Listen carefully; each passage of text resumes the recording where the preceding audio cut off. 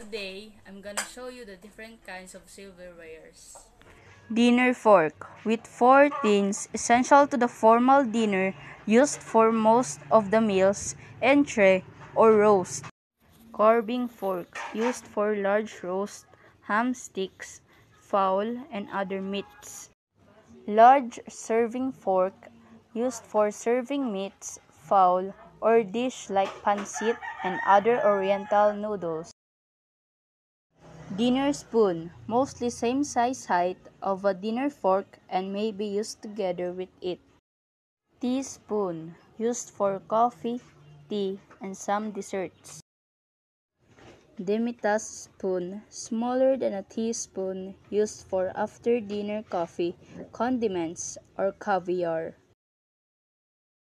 Stick knife, 7 inches, sharp-edged knife to carve sticks, allowing the juice to flow out slowly.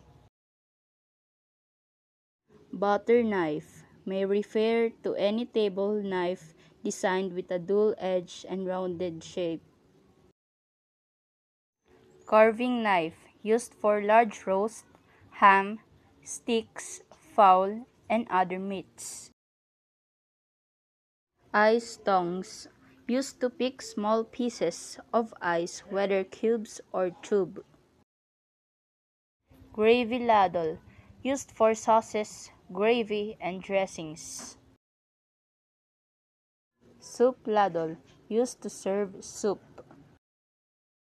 Kitchen tongue, big tongue used for frying. This is the different kinds of silverware that I have shown in the video. Thank you for watching.